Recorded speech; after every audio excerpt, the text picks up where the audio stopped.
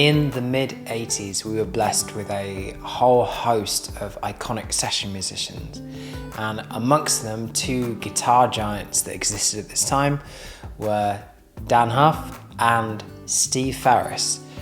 Steve Farris, perhaps best known for his work with Mr. was also a prolific session guitar player who worked for artists such as the Pointer Sisters, Howard Jones, Kiss, Kenny Loggins, and many more. Now, aside from the shared distinction of both being total badasses, Steve Farris and Dann Huff also both shared a piece of gear within their recording rig.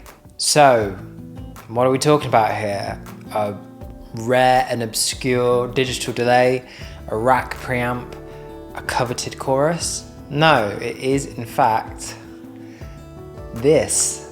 Like hell did Dann Huff use a Metal Zone pedal, I hear you cry, but this is not a Metal Zone pedal, this is a Boss HM2. Actually, this is a Boss HM2W, which is the Wazacraft reissue, as the original was discontinued in the very early 90s. So how do I know that Dann Huff used one of these? Well, some of you may remember that a year or so ago I put out a video called Recreating 90s Studio Guitar Tones, which was focusing on deconstructing and reverse engineering an Amy Grant track. Some of you might also remember that I had mistakenly credited said Amy Grant track to Dann Huff when it was in fact Jerry McPherson. So I re-edited and I re-uploaded the video to reflect this, and it was all good. But what I didn't tell you guys was that I had a conversation with Jerry following this. Jerry saw my video and we ended up connecting and having a short conversation via Instagram. He was a really cool guy, he was really humble and gracious, and he told me that he and Dan had been good friends since the 80s, and that back then he was always looking to emulate Dan, as so many players were. And he told me that in the late 80s, early 90s, Dann Huff was using this pedal a lot. Jerry was also cool enough to send me a photo of his rig at the time, which was a Mesa Boogie Mark IIB, a Pacific Woodworks 1x12 ported cabinet, a modded Fender Strat with a Floyd, and a Boss heavy metal pedal. Now, if that wasn't cool enough in itself, I recently had been looking more and more into Steve Farris from Mr. as I got more and more into his playing, and it turns out that Steve also used one of these on the Welcome to the Real World record, specifically on Broken Wings. So I was curious and I decided to pick one of these pedals up and use it on a new track that I was working on with my Canadian friend Matthew Alexa. Now, this was the first track that we've ever co-written together. Previously, it's just been me arranging guitars to Matthew's songs, and this particular track was very much in the vein of Mr. So I thought this would be a great opportunity to put this pedal through its paces. There are three distinct areas within the track where I decided to use the Boss HM2. The first was the solo that you heard at the beginning, and there are a couple of other lead moments within the track that also use that tone, which is the Boss HM2 with my Valley Art, and this is going to get its own video because I know some of you guys are excited to hear about it, and so it deserves its own video. Into the clean channel of my Peavey Classic 50, and you can hear that again here.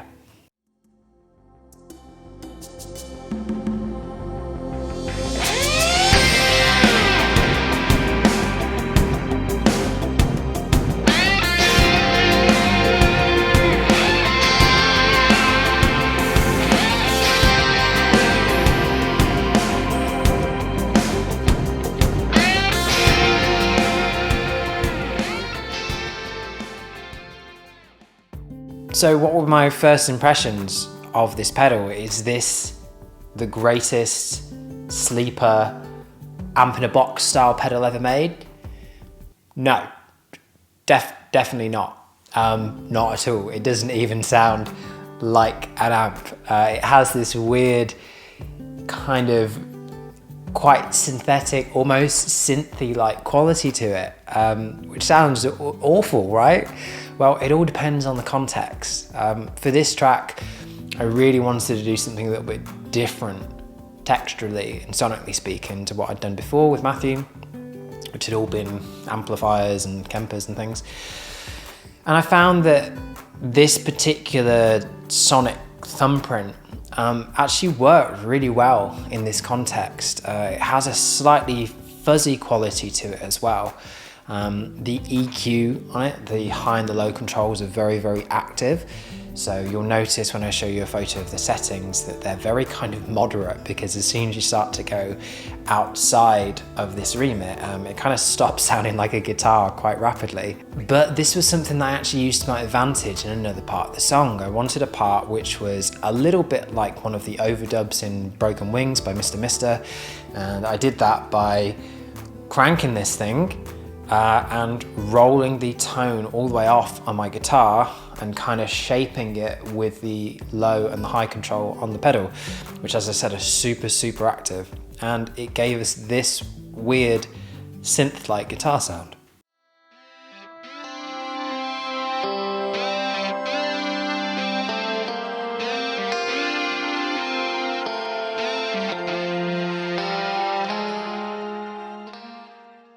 The third application for the Boss HM2 in this song was in the mid-late section. Now, what I'm going to do is show you this section with just my Peavey Classic 50. So there is a dirty rhythm sound and a clean sound that are both from that amp.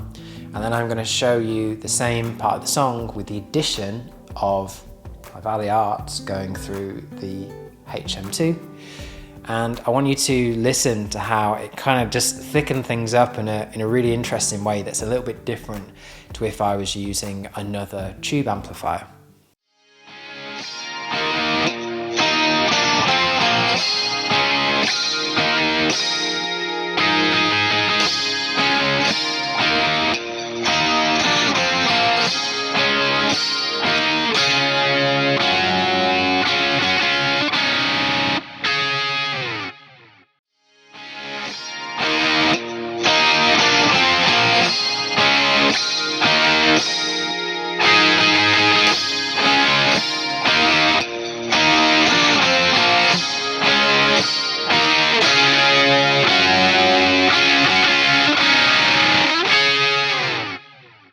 So what I found is that this pedal has a really interesting textural identity to it that isn't really like any guitar amp or any overdrive pedal. It's kind of its own weird, quite specific thing, but I can also see why players like Dann Huff may have gravitated towards it. So, do I think this is the best distortion pedal ever?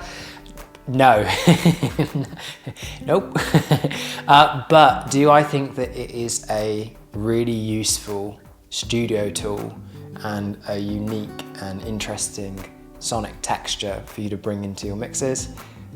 Absolutely. That's it from me for today, folks. I hope you've enjoyed this video. If you are not already, please consider subscribing to this channel for more videos like this, and please comment and let me know your experiences with the Boss HM2. I'll see you all soon. Take care, guys. Bye-bye.